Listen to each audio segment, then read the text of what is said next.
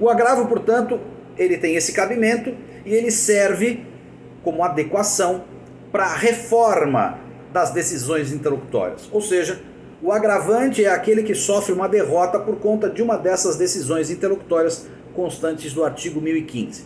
Vamos falar rapidamente quais são essas decisões, porque há algumas coisas importantes sobre ela. A primeira decisão interlocutória são aquelas relativas à tutela provisória. Tutela provisória são aquelas tutelas do artigo 294 e seguintes que tentam proteger um direito até que uma decisão definitiva seja dada, ou tentam antecipar os efeitos de uma tutela definitiva. Portanto, são aqueles mecanismos de proteção, de resguardo do direito subjetivo. Toda vez, portanto, que uma decisão interlocutória conceder, revogar ou indeferir uma tutela provisória, o postulante ou a parte contra quem a tutela foi concedida tem o direito a fazer o agravo de instrumento por conta dessa matéria. Lembramos, entretanto, que se a tutela sofrer decisão dentro da sentença, aí a gente não fala mais em agravo, porque estando dentro da sentença, o recurso é sempre o da apelação. A segunda decisão sujeita a agravo é aquela decisão interlocutória que trata sobre o mérito do processo. O que parece esquisito, né? Decisão interlocutória que trata sobre o mérito, mas não é mais esquisito. Nós vimos já no começo de agosto que nós não qualificamos mais decisão interlocutória pelo conteúdo apenas, lembram? Decisão interlocutória é toda aquela que não for sentença.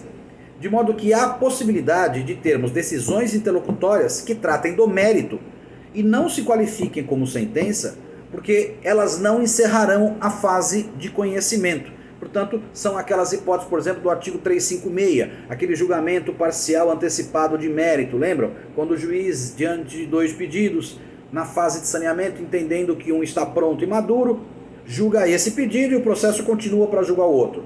Esta decisão interlocutória é claramente uma decisão com aparência de mérito, julga mérito, né? Quer dizer, julgou o mérito, mas não é sentença porque não interrompe, não extingue a fase de conhecimento. Então, é dessas decisões que o inciso 2º trata.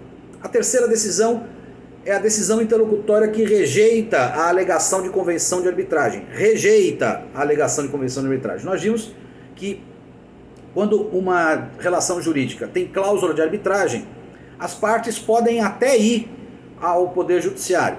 Quer dizer, a parte postulante pode até ir ao Poder Judiciário, mas o processo só permanecerá no Poder Judiciário se o réu, em contestação, nada a falar sobre isso.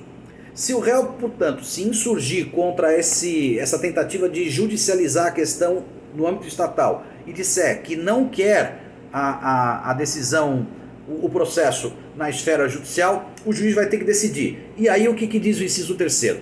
Se o juiz rejeita a alegação de convenção de arbitragem, portanto o juiz afasta a alegação e mantém o processo no Poder Judiciário, contra esta decisão cabe agravo de instrumento. Mas vejam, se o juiz acolhe a alegação de cláusula de arbitragem, aí ele vai dar uma sentença extintiva. Aí, óbvio, não é caso de agravo, porque se é sentença extintiva pelo acolhimento da cláusula de arbitragem, sentença extintiva é impugnada por apelação. Então aqui é a decisão interlocutória que afasta a alegação de arbitragem e mantém o processo no fórum estatal.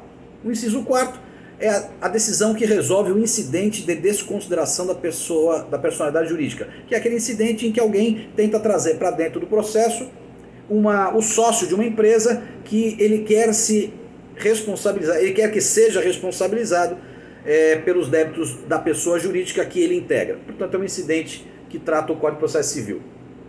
O inciso 5º trata da rejeição do pedido de gratuidade ou da revogação do pedido de gratuidade. É o seguinte, a gente sabe que aquela pessoa que não tem condição de arcar com os custos do processo pode pedir gratuidade. Se o juiz indefere a gratuidade ou o juiz revoga uma gratuidade que já vinha acontecendo, claramente o prejuízo é imediato. Por quê? Porque as custas vão ter que ser pagas. E o processo talvez seja extinto se a parte não tiver custas. É uma urgência. Por que não há agravo quando o juiz defere a gratuidade? Porque quando o juiz defere a gratuidade, há mecanismos próprios na própria concessão da gratuidade de impugnação. Mas eu não tenho risco nenhum, porque ninguém vai ser prejudicado por isso. Ao contrário, quando o juiz não concede a gratuidade ou a revoga, há um prejuízo imediato e urgente, ok?